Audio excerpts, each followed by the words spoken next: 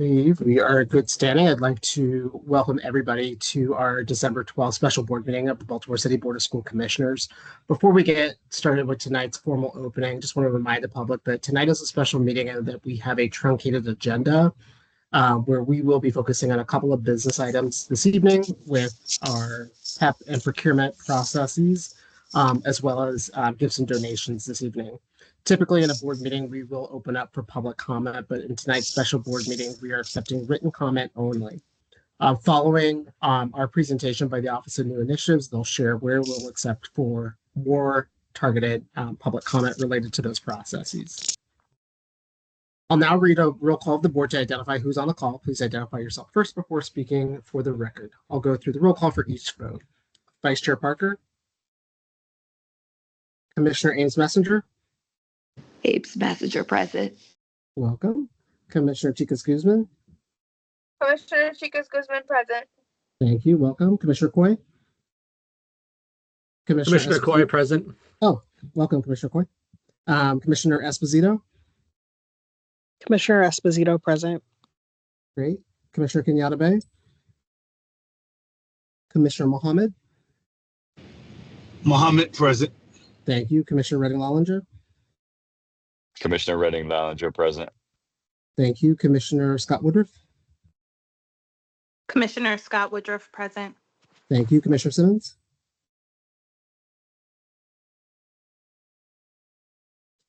I believe he's on. So Commissioner Simmons present. My bad. Excellent. Welcome. That's okay. Commissioner Slater Harrington. Commissioner Slater Harrington present. Great. And I'm also present. Is there a motion to open tonight's meeting? Motion Chicas Guzman. Thank you. Is there a second? Second Esposito.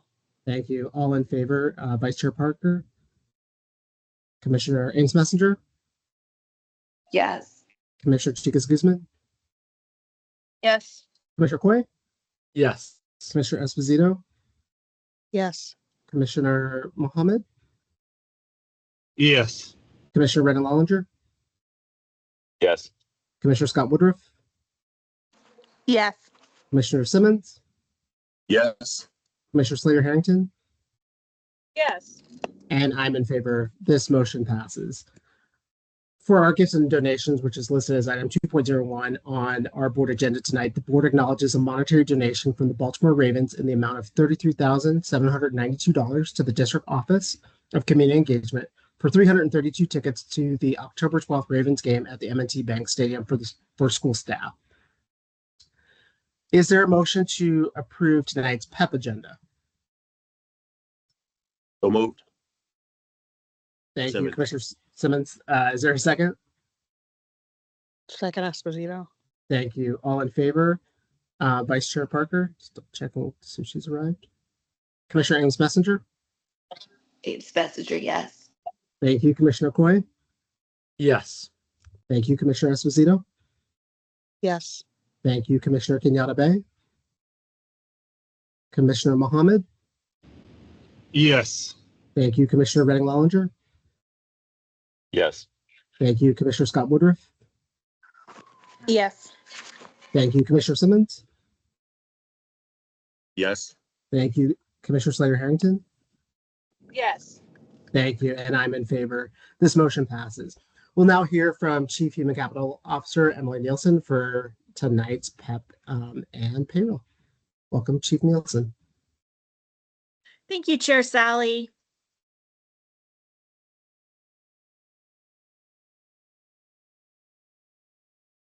On tonight's PEP agenda from the Office of the Chief Academic Officer, appointments recommended that Joy Guthrie, currently Coordinator Literacy Continuous Improvement, be appointed Director Literacy effective November 15th, 2025. Recommended that Emmanuel Ramos, currently Educational Associate 12-month Virtual Secondary Math, be appointed Educational Specialist 2 Secondary Math, effective November 15th, 2025. Congratulations to everyone on tonight's PEP agenda. Excellent. Thank you so much, Chief Nielsen. I appreciate that. I'll now review the consent agenda. Board colleagues, please let me know if you would like an item removed. And just as a reminder, we'll not take any public comment on today's Zoom. We'll be accepting public comment via written only. Item 16.01, the new teacher project, Baltimore City Teacher Residency, teacher recruitment and support. Just want to double check with my board colleagues if there are any questions about this item before we vote. Hearing none, is there a motion to approve tonight's consent agenda item? So moved, Esposito. Thank you. Is there a second? Second, Chicas Second, Guzman. Scott Woodruff. I'll take Commissioner Chicas Guzman got it first today. All in favor, Vice Chair Parker, Commissioner Amos Messenger,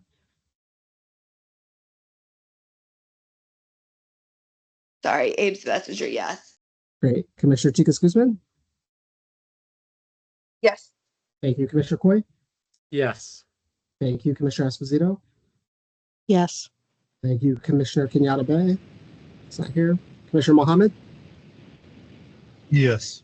thank you. Commissioner Redding Lallinger, Yes. thank you. Commissioner Scott Woodruff, Yes.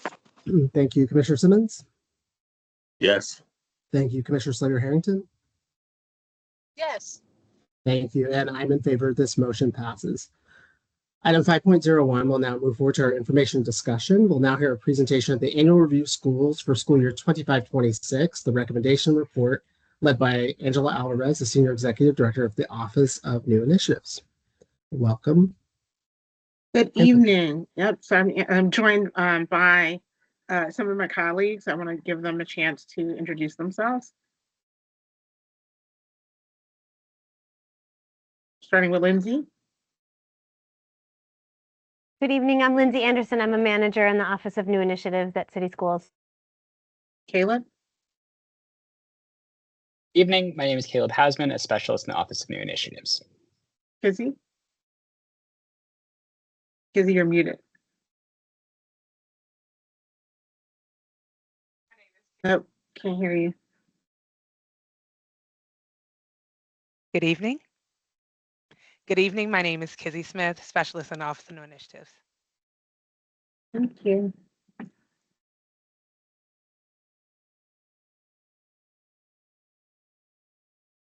Okay, so we're gonna begin with the annual review of schools 2025-2026 recommendations.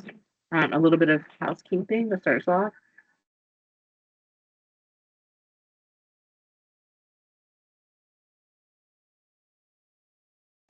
We have an interpreter. We're going to ask Mr. Sejas to unmute and just read instructions for how speakers of other languages can access the closed captioning interpretation feature on the Teams Town Hall meeting.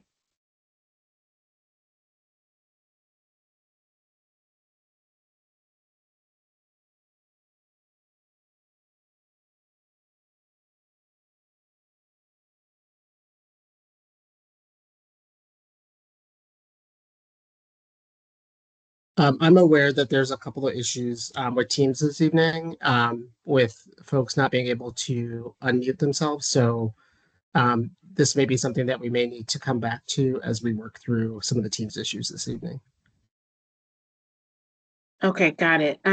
Well, the directions are on this slide for how to do that, at least in Spanish. We will keep going. So they've been up for a little while, so hopefully folks were able to look at that. I'm gonna just leave this up for a couple of little moment just to give folks a chance to read these directions if they need that assistance.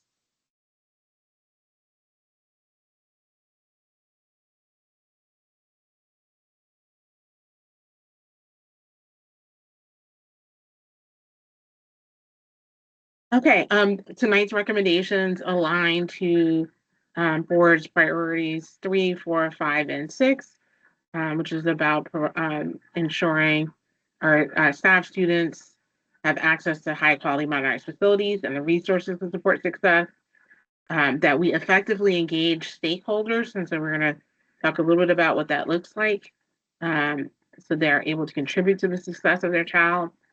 That we provide equal access to district services, resources, and facilities, and that we increase the number of high quality programs that we have, including charter schools. And so we're going to start by just kind of doing some context setting, starting with updates to the 21st Century Building and Built to Learn plans.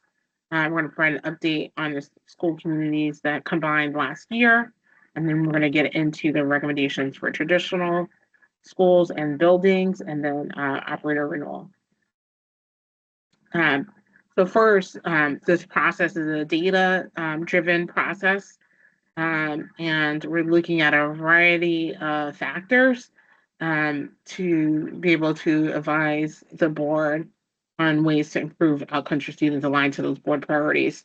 And so the factors we're looking at are things such as academic performance and access to programs within schools, climate indicators, and availability of supports within a school, access, quality, and distribution of school programming. And so we're checking to see that we're equitably serving all geographies of our city and all student populations. School enrollment and school size, and you'll see many recommendations are connected to this. They play an important factor in school budgeting, which impacts the school's ability to provide programming. Building utilization condition, also very important when schools are undersized, because we're relying on capital improvement funds from the state. We have to have a utilization or a use of over 60% of the building. And when we're less than that, we're unable to get those important funds. This is the place where we recommend any changes that are necessary for implementing the 21st Century School Buildings Plan and our Built to Learn plan, and then recommendations for the operator renewal of schools. So tonight is the special session to share the recommendations. There will be an operator work session on December 4th designed for charter and other school types that are going through the renewal process, and that's a special session for them to make direct testimony to the board. There will be 2 public hearings for schools, traditional schools recommended for changes and facility surplus. Those will be on December 11th and January 8th. Those are 2-hour meetings dedicated to public comment. And so that is the place where school communities can testify live and also submit written feedback to be read by a member of the board staff, or a video to be played during the meeting. And we will be having school-based meetings with all the directly impacted school communities to explain the process of providing feedback to the board, to address questions about the reason and rationale, share additional data, and make sure that members of the public know exactly how to provide direct feedback to the board. Part of what's important in terms of evidence, once this is an evidence-driven process, is the impact on our stakeholders, on our students, and our families, and our communities, as our schools exist within communities, and these changes have impacts beyond the tenure of any staff person. And so that feedback is very important. And then the board will vote on these expectations, on these recommendations, on Wednesday, January 14th. All of these meetings start at 5:30. 21st Century and Built to Learn. It's important context. As a district, we've gone through a lot of change, and that includes combining and closing school communities. Most of that change has been driven by the 21st Century Buildings Plan, and so that's why that context is important tonight. When we advocated for these funds, our original goal, which continues to be a goal, was to get enough resources to renovate every single school that would continue to house children within our district. We got limited funds, and we're thankful it's helped us make a real impact on communities across our district. And so because they were limited, we prioritized schools first, based in school communities that have historically been disinvested in, making sure that they got access to these resources first. Communities where we knew we were going to have to close and combine schools were the focus of our investments, and then communities that were experiencing overcrowding. So just under 70% of the schools renovated or replaced through 21st century schools, as you can see in the map on the side, were in school communities that don't have the same level of public resources as other communities. And so those are the areas in the map where you see the red and the orange colors. And so that's important to note, and that's a commitment that we have as a district to our families and our school communities. We are wrapping up on our 21st century school program, and so we were able to we have 27 of our 29 buildings completed. This summer, Frederick Douglass campus, which is being renovated as a co-location for Frederick Douglass High School and Joseph C. Briscoe, will be complete, and they will be starting the upcoming 26-27 school year in their new facility. Frederick Douglass is the oldest school in the United States that continually served African American students. Joseph C. Briscoe is named for an attorney and a civil rights activist. So two important schools within our community. In the winter, next winter, Commodore John Rogers will move into its 21st century building, and that'll be our last school that was renovated with that particular set of funds. And so they will mark the conclusion of a monumental project, an amount of change not seen in other places. Our board received an award for this last year. In terms of Built to Learn, City College we expect their renovation to complete in August of 2028.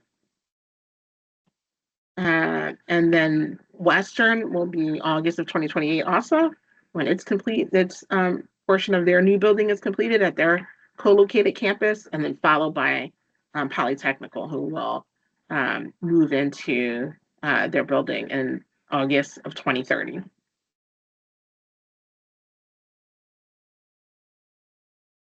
So we have some guiding principles that undergird the work that we do when we are making recommendations for major changes to traditional schools.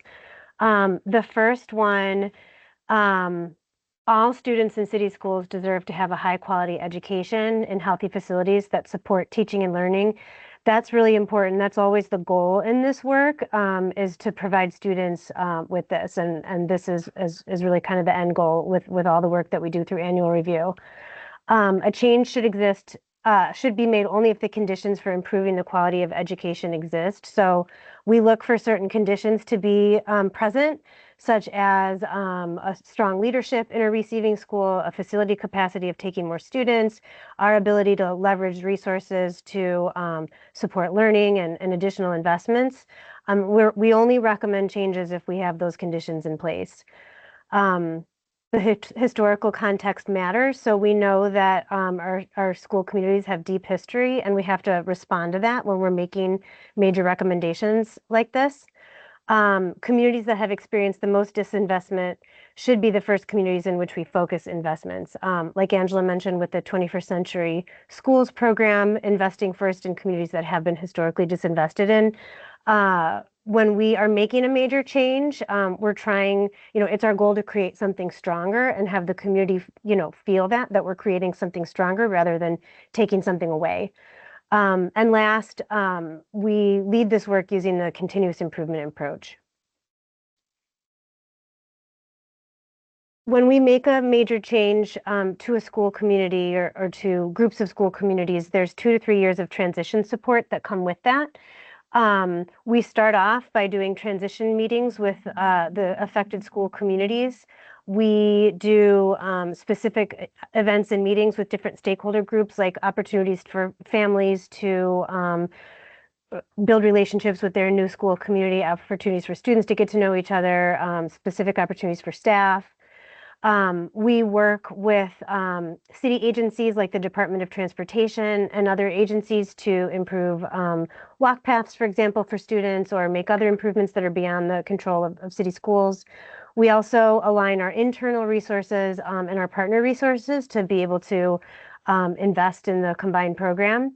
And then supporting the existing program. So, again, pooling our resources, whether it's our city schools resources or partner resources, to really support the combined program academically.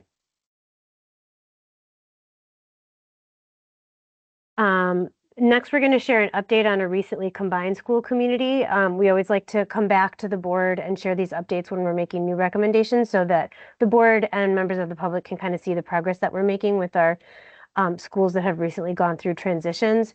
So Gwynns Falls Elementary School was the primary receiving school for students from Edgewood Elementary School when that school closed at the end of last school year. Students have so far had improved access to academic programming. So Gwynns Falls was able to increase their staffing. They were able to increase their visual art teacher, their IEP chair, added a part-time guidance counselor to the school where they didn't have one before, and added a classroom teacher so that all grades have 2 sections. They're offering after-school tutoring and enrichment in ELA and math for all grade levels. And they have a partner, Moving History, who is also providing after-school enrichment in the form of theater and dance programming.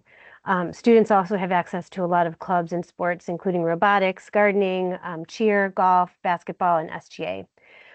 We've worked with the Department of Transportation to create additional traffic calming elements along the walking route for students coming from the Edgewood zone. And this year so far, we've designated a safe walking route for students coming from that area and have had our partners from the movement team out present along that route to make sure that students and families know the safe walking route and just have familiar faces along the route. So we have 3 school closure recommendations that we're going to share, 2 grade reconfiguration recommendations, 3 building surplus, 1 change in surplus date, 1 recommendation to take back a building under city schools control, 1 5-year term operator renewal recommendation, and 5 3-year term operator renewal recommendations. So the first recommendation impacts Dallas F. Nicholas Elementary School and Margaret Brent Elementary Middle School. The recommendations are to close Dallas Nicholas Elementary School at the end of school year 25-26 and combine with Margaret Brent Elementary Middle School for next school year 26-27. We would rezone the portion of the Dallas Nicholas zone that is north of North Avenue to Margaret Brent, and the portion of the zone that is south of North Avenue to Johnston Square for future students. Current Dallas Nicholas students who live in that portion of the zone would be enrolled at Margaret Brent with their peers. The recommendation is also to reconfigure the grade bands at Margaret Brent from serving students in grades pre-K through 8 to grades pre-K through 5 for next school year 26-27. Current middle school students and families at Margaret Brent would be offered seats at other middle schools for next school year. We've identified Barclay Elementary Middle School and Waverly Elementary School as recommended receiving schools, but students would be able to choose from those options or other options through a personalized choice process. And we would retain the Dallas Nicholas building in the city schools portfolio. Some of the considerations in this recommendation relate to the school sizes. So first, Dallas Nicholas has been one of our smallest elementary schools in Baltimore for many years. They're an undersized elementary school. Their enrollment has been declining over time and continues to decline. Margaret Brent is also a small elementary middle school that's located a half a mile from Dallas Nicholas. They've also been small for many years and have a particularly small middle school enrollment. So because of their low enrollment, both schools have struggled to create budgets that really go beyond just essential staffing and services and have needed supplemental funding over time to meet basic budget requirements. Looking at combining both schools, Margaret Brent has a stronger academic performance and has a building that's better suited to house the combined school. They've had more recent investments and have a better design. Dallas Nicholas has an open space design that makes it challenging. As I mentioned, there are 2 elementary middle schools with space for additional middle grade students that are within a walkable distance for middle grade students from Margaret Brent. Dallas Nicholas opened in 1976 and is named after an African-American lawyer. He was an educator and a civil rights advocate and actually served on the Board of School Commissioners. If the recommendation to close Dallas Nicholas is approved, then as a part of the transition process, we would determine ways to retain the name and the legacy of Dallas F. Nicholas in the combined school. Additionally, Dallas Nicholas hosts many citywide special education programs for students who are in early learning and elementary grades. The programs include Early Learning Environment, which serves pre-K and kindergarten students with autism or developmental delays. Let's Grow, which is a pre-K and kindergarten program for students with developmental delays, and 2 classrooms for programs with autistic learners, which serve students in first and second grades with autism or intellectual disabilities. These programs would be relocated to other nearby schools if the recommendation to Dallas is approved. Just a little bit about the recommended receiving schools for Margaret Brent middle grade students. Barclay Elementary Middle School is located a half a mile from Margaret Brent, so very close. They are a community school with Child First as the lead agency. They're a more robustly sized elementary middle school, so have more to offer for middle grade students, including Project Lead the Way, which is a pre-engineering program for middle school students, and other STEM programming opportunities that are the result of a longstanding partnership with Johns Hopkins University. Waverly Elementary Middle School is also located near Margaret Brent. They are a community school with the Y of Central Maryland as their lead agency. Waverly offers advanced academics for middle grade students, so students would have the opportunity to take advanced courses in all of their core content areas: math, English, science, and social studies, in all grade bands. So both of these middle schools, we think, just provide more robust options for Margaret Brent Middle School students. This slide shows the enrollment for Dallas Nicholas over time, showing that they have been small for quite some time. They've been undersized for quite some time, and the enrollment continues to decline. Their unofficial enrollment for this year is 186 students.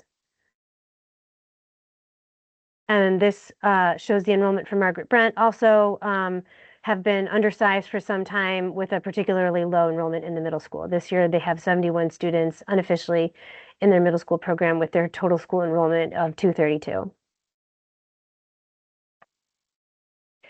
This map shows, it's a heat map, so it shows kind of the density of where Dallas Nicholas students live. As you can see, they mostly live in proximity to the school. This also shows how the zones would be reconfigured if the recommendation is approved. So you can see below, kind of below right where Dallas Nicholas is North Avenue. The blue outline shows how the Johnston Square zone would be changed to incorporate the Dallas Nicholas zone that's south of North Avenue. The orange outline shows how the Margaret Brent zone would be changed to incorporate the Dallas Nicholas zone. And then the dotted lines show the 1 mile walking distances from both schools.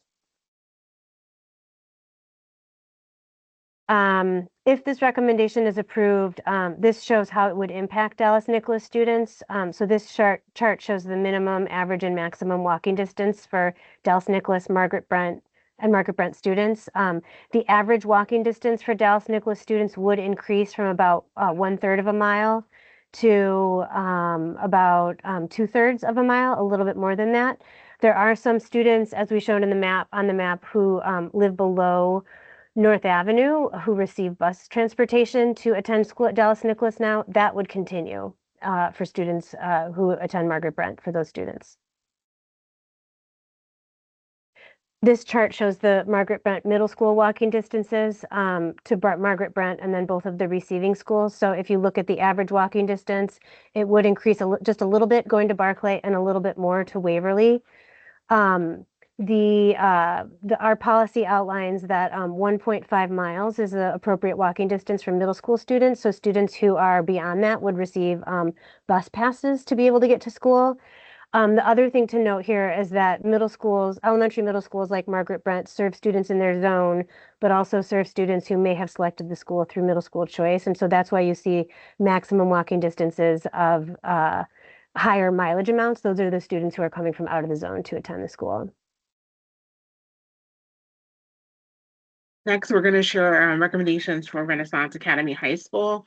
And so the recommendation is to close Renaissance Academy High School at the end of school year 25-26, and to offer Renaissance Academy families other high school choice options through an individualized, specialized choice process.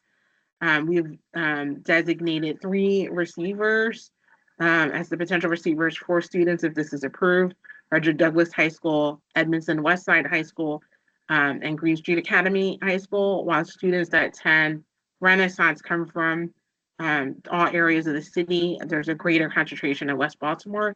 This is why we selected these as potential receivers. Students will still have the ability through that specialized choice process to choose other schools. Renaissance is an undersized high school and has been our smallest traditional high school that's not an alternative or separate public day school for many years. That size has created a persistent challenge in the ability of the school to be able to offer a comprehensive array of courses and programming for students. This school's needed supplemental funding over multiple years to meet basic requirements. And when schools get that supplemental funding because they're undersized, that's all it really is able just to make sure you're meeting your COMAR requirements. It doesn't help you to really expand programming in a way that would really give high school students a real kind of high school experience. And so each of the receivers, and we're going to go into that a little bit, have been selected because of the variety of offerings they're able to provide to students, and that they have space for additional students. So first, we're going to focus on Frederick Douglass High School. They're a community school with the Y of Central Maryland as the lead agency. As I shared earlier in this presentation, they will start next school year in their fully renovated 21st century school building. So this will offer Renaissance students the ability to attend school in a modernized facility designed to support student learning. The school has a variety of programs that provide access for college and career readiness, both in terms of advanced placement and CTE courses, and we'll have a new CTE program, the Home Builders Club, opening very soon. The school also has a variety of athletics and clubs and other kinds of experiences that a larger school is able to offer to students. The next school that we've identified as a potential receiver is Edmondson Westside High School. They're a school with city school lead agency. They're a CTE center, but you do not have to have a CTE focus to attend this school. They offer a wide, array of general programming for students, including like dual enrollment and other opportunities in addition to the CTE pathway and just other courses. This school is set to receive improvements through the district's capital improvement plan, as we are Edmondson Westside is housed across 2 facilities, the main building and the Westside Skills Center. And so we're in the process of moving all of the CTE programming into the main building. And so that will renovate that space. So that'll be an improved facility for students. And again, they offer a wide array of athletics and clubs to students. Finally, Green Street Academy is a charter school. It's a community school with city schools as a lead agency. And then similar to the other schools, they provide many AP and CTE offerings. They also have a very strong apprenticeship and internship program that students can take advantage of. They're housed in a facility that the operator renovated.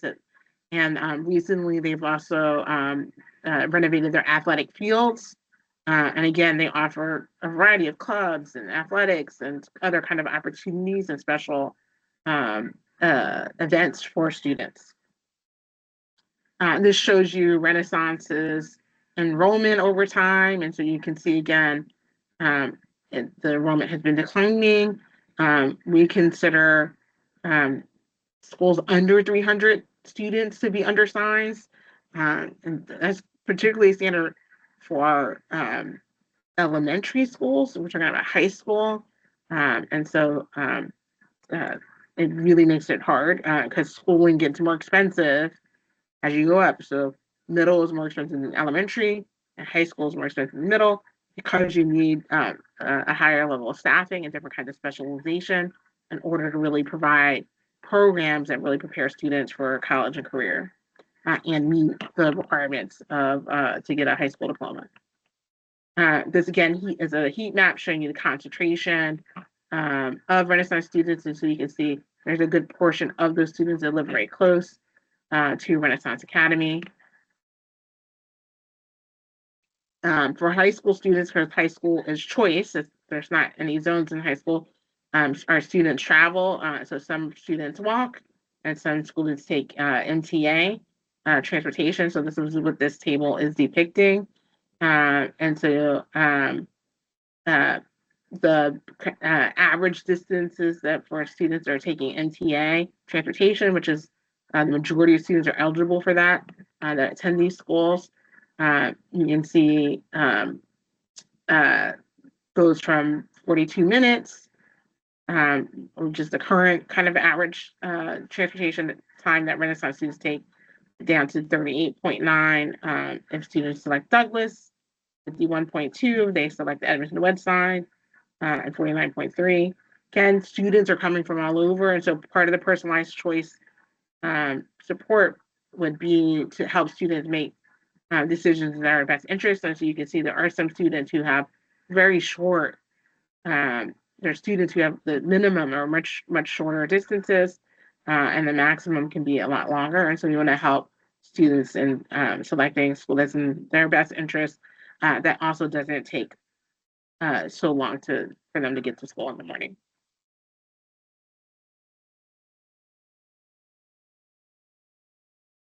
The next recommendation is for National Academy Foundation. The recommendation is to reconfigure the grade bands at a National Academy Foundation, which we call NAF, from serving students in grades 6 to 12 to serving students in grades 9 to 12 effective for next school year 26-27. We would recommend other nearby middle schools as options for current NAF middle school students, and we've identified 2 as recommended receiving schools. Those are Commodore John Rogers Elementary Middle School and Vanguard Collegiate Middle School. Some of the considerations in this recommendation are that NAF serves students in East Baltimore, where enrollment has been growing. And this last year, the school actually had to turn away secondary students. They didn't have enough space. There are other high schools that serve students who live in this area of the city. Those are Patterson High School and Digital Harbor High School. Those schools are at capacity, overcrowded, and so opening up more high school seats at NAF would help create more seats for students, create more capacity for high school students who live in that area of the city.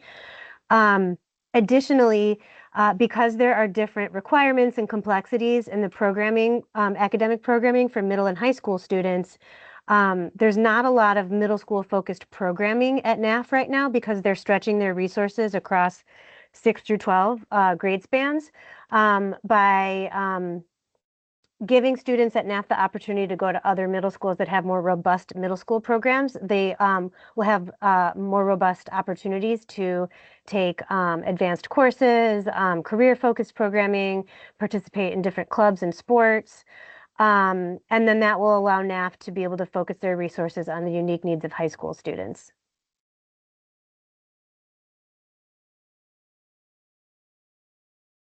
This is a little bit about the recommended receiving schools.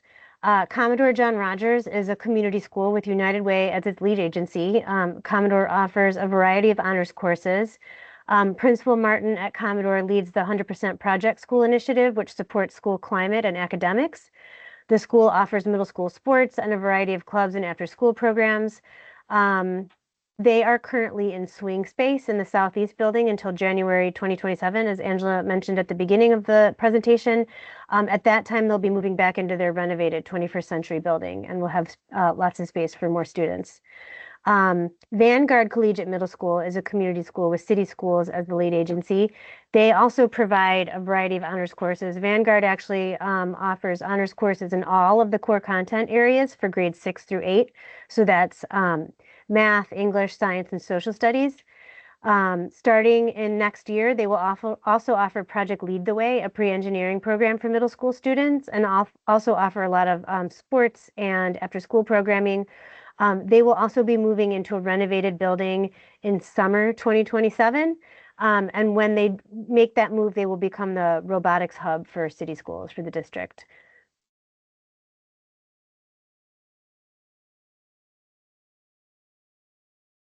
This shows the enrollment at NAF over time for the last several years. You can see the majority of their students are in the high school program, but they do have, some students in middle school. This map shows the concentration of NAF students.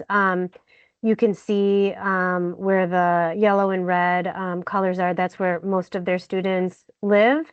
In relation to the receiving schools, a lot of them live very close to where Commodore John Rogers will be in their permanent building. Vanguard is a little bit farther away, but it is a school that we have seen NAF students choose in school choice in the past.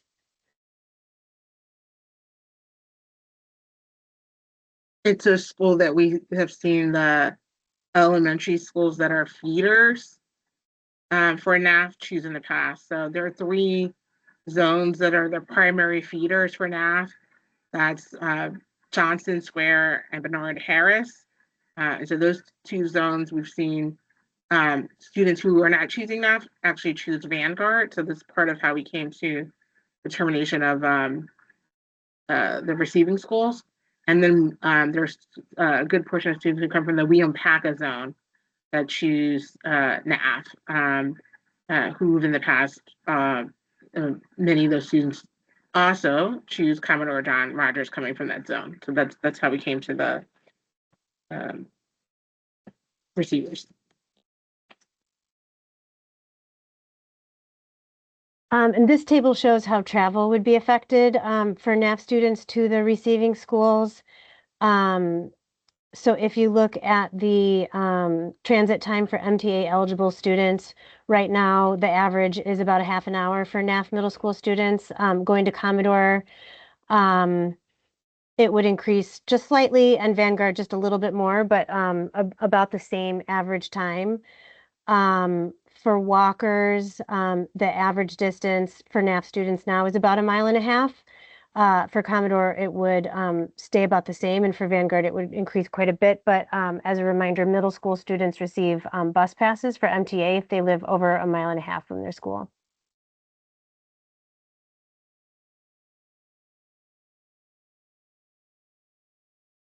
Now to provide some updates on City Schools facilities as part of our set of recommendations for this year. So first we'll start with the Joseph C. Briscoe building, which we've already talked about a bit, as this the Briscoe program will in the future be co-located with Frederick Douglass High School. So in April 2022, the board voted to approve funding of renovation of Douglass High School.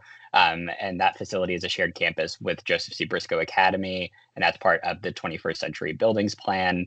And this renovation, as we've hinted at already, includes unique spaces for each program between Douglass and Briscoe, similar to other campuses that we have designed and made for other co-located schools. You're thinking about Patterson High School and the Claremont School.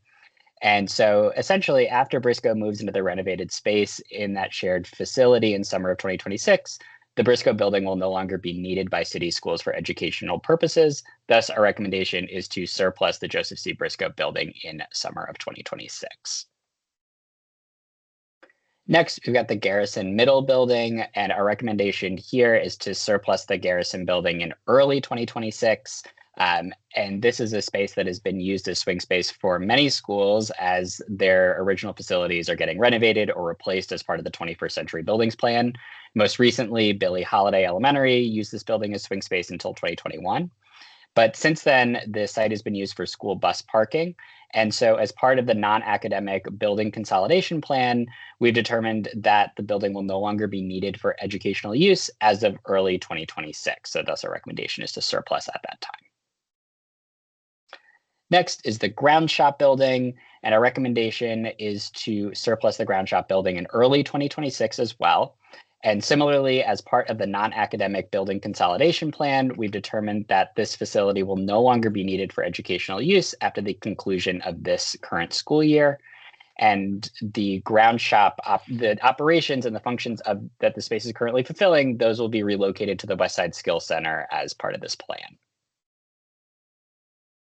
Next, we have the Thurgood Marshall building, and the recommendation is to change our surplus date on this building from 2026 to 2027. Just to refresh memories here, the Thurgood Marshall building is currently being used by Vanguard Middle School as swing space, while their permanent location in Northeast building is being renovated. And as the construction timeline on that Northeast building has changed, Vanguard will need to stay in its current swing space in the Thurgood Marshall building through summer 2027, hence the updated surplus date. Next, we have the George McMechen building, and our recommendation here is to return the George McMechen building to City Schools control. We had previously surplused this facility to the City of Baltimore in the summer of 2022 after we had closed the McMechen program that was located there. After this, City Schools Office of Pupil Transportation began using this building on a temporary basis as the Bradish Avenue building was being built.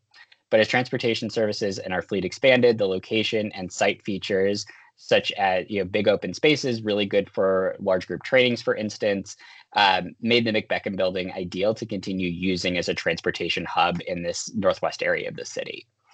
So due to these unique values, such as space for bus parking and those large scale trainings, while it wasn't suitable for student use, hence the original surplus, it does really work quite well for these new proposed uses and new continued uses. So our recommendation is to take the building back from city control to city schools management within this recommendation.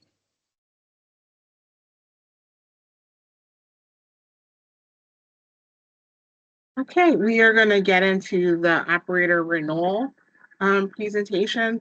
I want to acknowledge OAA, who's a deep partner in this part of the work. And we are joined by our Chief of Achievement and Accountability. And I just want to give her a chance to introduce herself. Thank you, Ms. Alvarez. Good evening, everyone. This is Teresa Jones, Chief Achievement and Accountability Officer. And myself, Chief Jones, and Kizzy are going to walk you through the operator renewal recommendation.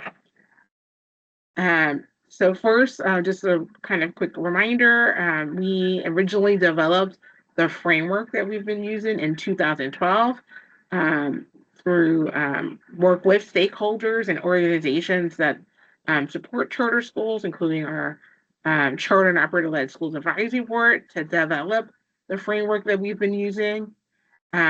We have, before it was a term of art, we're using a model continuous improvement within the framework. And so we debrief each year after the framework to see what worked, what didn't work, and to address changes. And in more recent time, we've had a lot of changes from COVID and state assessment changes, changes in rules around chronic absence and survey results. So that process has really been led by a lot of those changes. This year's process is consistent with last year's process, but most of the process is consistent. We look at the same key things that we've looked at mostly since 2012. Our goal when we're proposing any changes is to kind of have a balance of, addressing real challenges while still having predictability for schools and clear expectations for schools within the renewal process. And again, this year we made no changes. One thing to note is we did pilot the potential of adding to our school effectiveness review a look at instructional practices for students with disabilities. We do not have the results of that pilot, nor do schools have the results of that pilot. Because it was a pilot, we didn't want it to influence our thinking in this process. And so we're blind to those results. Our partner who conducts those visits for us will release the results of that review in late January after the board has voted on all of the renewal recommendations.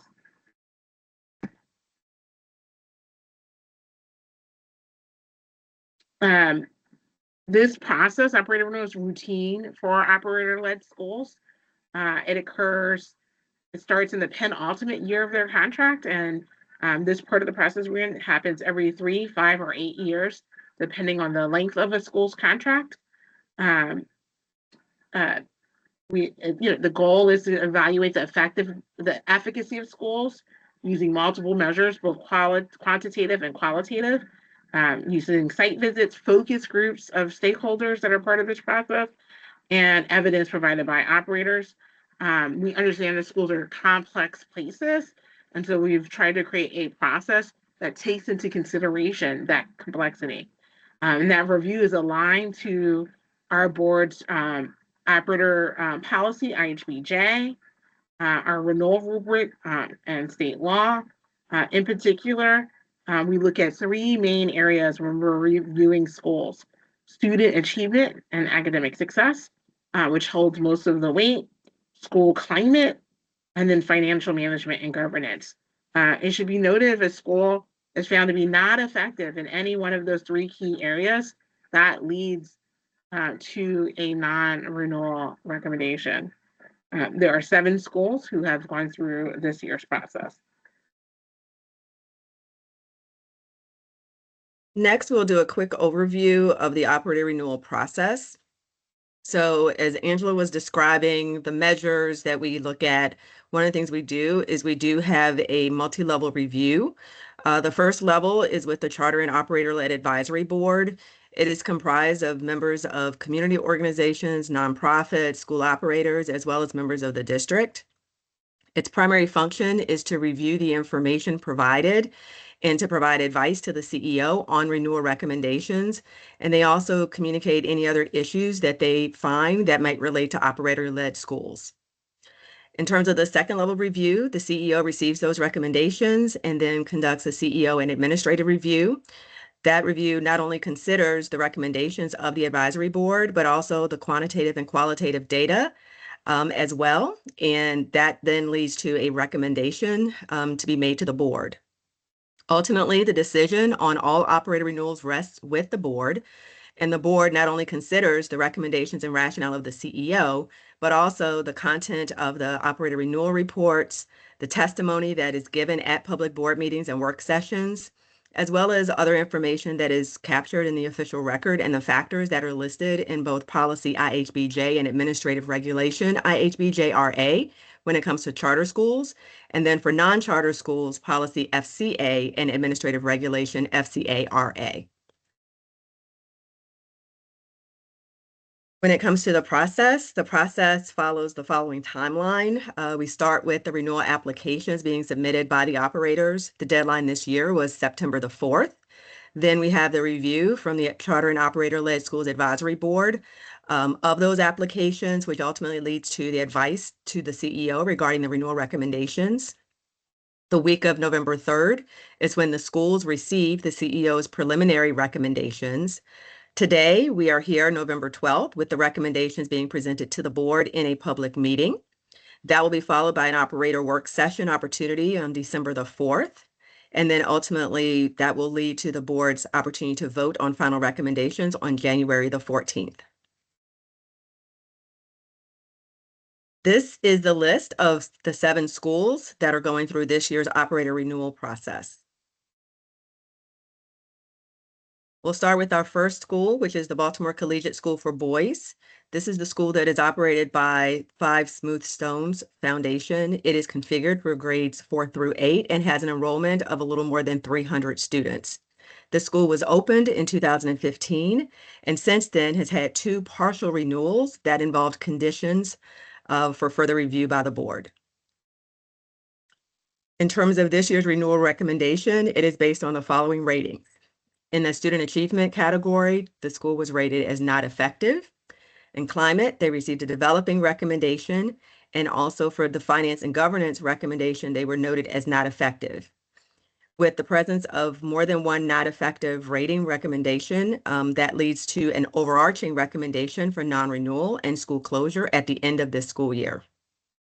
I'll review a few of the highlights as noted on the slide. When we take a look at their student performance by way of the assessments, they were developing when it comes to the MCAP absolute performance in English language arts in grade bands 3 to 5 and 6 to 8. In this particular case, the average student is performing at a level 2, which is described as a developing learner, indicating that students have partial proficiency. When it comes to math in grades 3 to 5 and 6 to 8, they were rated not effective on the absolute performance measure. In this instance, the average student is performing at a level 1, which is the beginning learner level, indicating that students need substantial academic support in order to be prepared for grade level content. When it comes to student growth, we use the student growth percentile as a way of understanding how students are performing relative to their peers statewide. They were rated not effective on that student growth percentile measure for ELA in both grade bands 4 to 5 and 6 to 8, as well as math, grade band 3 to 5 and 6 to 8. In this particular case, when it comes to math, grade band 4 to 5, they were in the first percentile. And when it comes to ELA, grade band 4 to 5, they were in the second percentile, 10th percentile in math 6 to 8, and then the 38th percentile in ELA 6 to 8. When it comes to their effective programming for students with disabilities measure, they were rated not effective. The special education review indicated that there were significant areas of concern, which also included 10 FAPE or free appropriate public education violations, 8 of which required IEP meetings. When it comes to the financial components, specifically in the audit and internal controls, they were rated as not meeting expectations. In this case, the review found that the school has had 3 years of negative net assets. Their cash balance has also decreased each year in the review from the prior year. And as of the last audit, the school was operating with only 14 days cash on hand.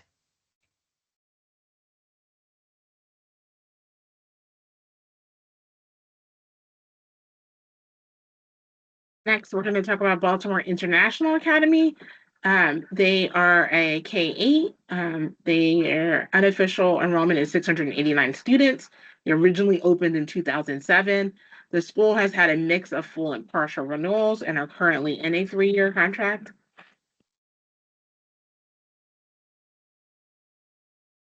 This school is rated effective in student achievement, effective in climate, effective in financial management and governance, and they are rated developing an MCAP absolute performance and ELA and math for grades 3 through 5, where their average student is performing at a level 2, meaning their students are developing learners, indicating that they have partial proficiency. They're effective in MCAP absolute performance for ELA and math 6 to 8, where the average student is a level 2. However, in comparison to schools of similar poverty, the school's proficiency rates for each of those are 7.6 percentage points higher for ELA and 6.9 percentage points higher for math. And our process, if a school has at least 5 percentage points higher performance than their peer schools, their reading can bump from a developing to the next reading. And so the level 2 would have them start at a developing. Those that improved proficiency puts them at an effective rating. They're highly effective in the MCAP student growth percentile.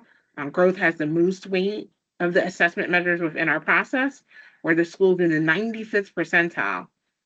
They're developing in ELA 4 to 5 and 6 to 8, and grades 6 through 8, where the school's in the 63rd percentile for both of those. And they're not effective in math 4 to 5, where the school is in the 49th percentile. Notably, the school is recommended for a 3-year renewal because they're not effective in effective programming for students with disabilities, where the review found 11 FAPE violations in areas of non-compliance, that impact delivery of services to students, such as reevaluation, development of the individual education plan, referral process, pre and post documentation, and progress report development. And this is consistent with findings found throughout multiple years of the school's contract term. And so when schools are not effective in an area that impacts a population of students, the max term a school can be recommended for is a 3-year renewal. Baltimore Leadership School for Young Women, also affectionately known as BLISS, became a charter school in 2010. It originally opened as a transformation school in 2009. The school has had a mix of both partial and full renewals.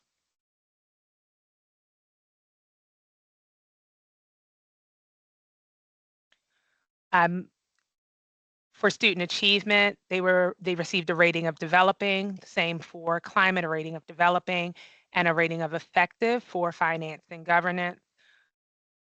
They are recommended for a 3-year renewal. They received an effective rating in MCAT absolute performance for English 10, where the average student is performing at a level 2, which is a developing learner, indicating that students have partial proficiency. But the school's proficiency is 8.7 percentage points above other schools with similar levels of poverty, which goes back to the increase in that Angela spoke of previously, where you get a 5, if you have at least 5 percentage points proficiency over your similar poverty level peers, you receive the next higher ranking. They received a developing ranking in absolute performance for ELA 6 to 8, where the average student is performing at a level 2 developing learner, indicating that students have partial proficiency. A not effective in math 6 to 8 and in algebra 1, where the average student is performing at a level 1, which is a beginning learner, meaning students need substantial academic support to be prepared for the next grade level. They received a highly effective in college and career readiness, placing in the 83rd percentile of schools. 98.4% of students participated in CCR and college and career readiness activities at a rate of success of 57.4%, which are 12 and 15.1 percentage points higher than the district average for participation and success. 71% of the class of 2023 was enrolled in college, compared to 43.9% of their peers, for their peers. They received the developing in chronic absence and suspensions, where chronic absence for middle grade students, which was 47.4% in 2025, is higher than the district average of 33.3%. The school suspension rate in 2025, which was 51.2 per 100, is significantly higher than the average of 17 per 100 for middle grade. The 2025 results for high school grades, the 2025 results for high school grades for both measures are better than the average, or better than average.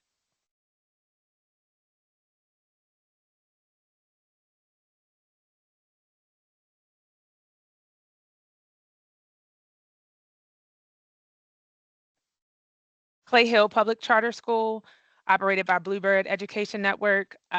They are configured for K through 8, but they are growing, so currently serving grades K through 7 with 402 students. Clay Hill became a charter school in 2021, and this is its first renewal cycle. They received an effective rating in all 3 categories: student achievement, climate, and finance and governance, garnering a 5-year renewal. They received an effective ranking in MCAP absolute performance for math 3 to 5 and ELA 3 to 5, where the average student is performing at a level 2, developing learner, indicating that the students have partial proficiency. And on the 3 through 5 ELA MCAP, 30.7% of students reach proficiency. And on the 3 to 5 math MCAP, 24.3% of students reached proficiency, which are 12.5 and 14.4 percentage points higher than the median proficiency rate for schools with similar poverty levels. Again, garnering them that measure up in ranking and ratings based on their assessment measure being 5%, having 5% more students reach proficiency than their similar poverty level peers in a similar poverty level. They received a highly effective ranking in the 5 essentials, and in the 5 essential surveys indicating the school is well organized for success. They also received a highly effective with chronic absence, indicating that the school is aware of its chronic absence data and has processes in place to identify root causes to support families. The school's attendance team reviewed trends for any students with 3 or more absences, hosts quarterly attendance conferences, develops individualized action plans for families at risk for chronic absence, and ensures that kindergarten families understand the importance of attendance. The school's 2025 chronic absence for K through 5 was at 18.9%, is 23.9 percentage points below the district average of 42.8%, and for 6 through 8 is 4.5%, which is 28.8 percentage points below the district average, which is 33.3%.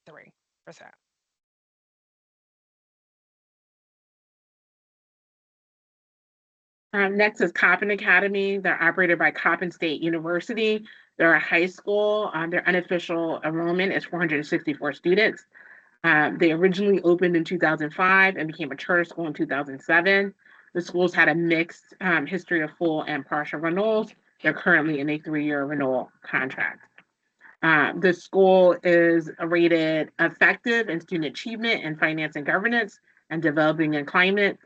They're recommended for a 3-year renewal. Coppin is effective in MCAP absolute performance on English 10, where the average student is performing at level 2, indicating partial proficiency, but need additional support to ensure success in the next grade level. However, 43.1% of students reach proficiency in this grade band, which means they outperform schools with similar poverty by 17.4 percentage points, meaning they got the bump up from developing to effective. They're developing an MCAP performance for Algebra 1, again, where the average performance level is a 2, indicating students have partial proficiency. They are effective in 4-year cohort graduation rate with a 3-year average of 86.8%. The school is developing in suspensions, meaning the school is aware of its data and has positive behavior interventions in place.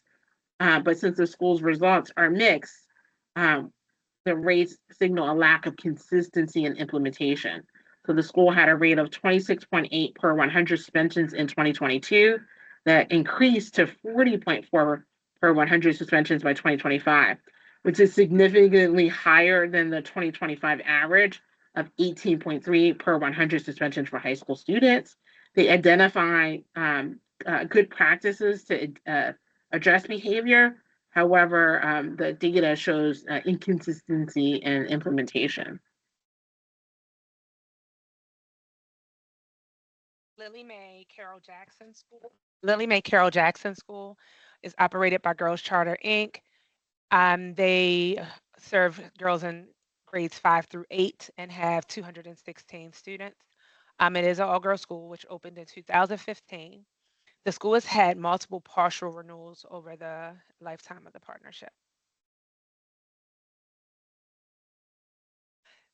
They received a developing in student achievement and an effective in climate. Their finance and governance rating is pending. We'll talk a little bit about that further down. Subsequently, their recommendation is also pending. They received a developing and MCAP absolute performance for ELA 6 through 8, where the average student is performing at a level 2 developing learner, indicating that students have partial proficiency but need additional support to ensure success in the next grade level. They received a not effective and MCAP absolute performance for math grades 6 through 8, where the average student is performing at a level 1 groups, the beginning learner, indicating that students need substantial academic support to be prepared for the next grade level. They received an effective in the 5 Essentials survey, indicating that the school is organized for success. I'm not sure that we mentioned in this time, but there's a footnote that reminds us that the schools organized for success are 10 times more likely than less organized schools to improve student outcomes across indicators based on the 5E, which is research-based. They received a pending in audit and internal controls, as I mentioned. The review of the operator's financial status could not be completed as the school's audit necessitated review of additional financial information, including consideration of significant facility debt. This is expected to be finalized and shared publicly at the board's public December 4th work session.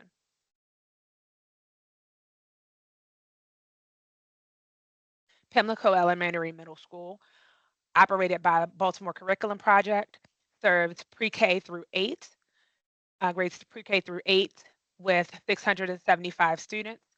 Pimlico Elementary Middle became a conversion school in 2021, and this is their first renewal cycle.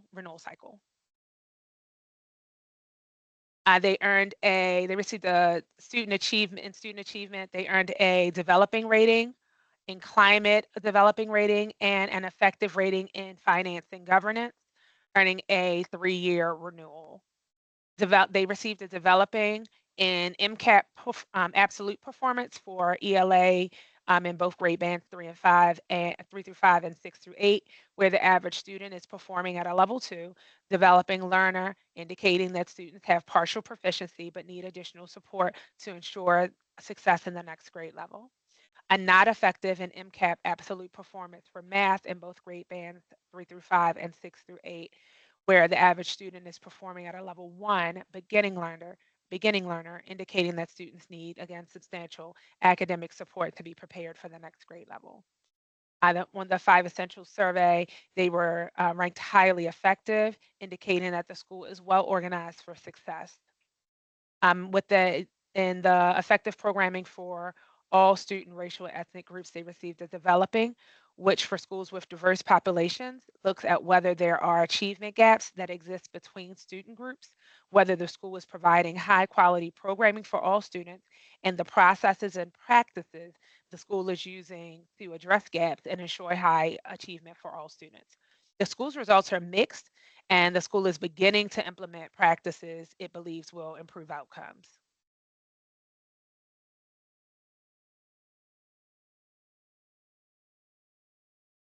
And this brings us to the conclusion of all of the recommendations. We're going to just go back to the timeline slide at the beginning of the presentation. Bear with me. I'm going to navigate there quickly, maybe not on screen.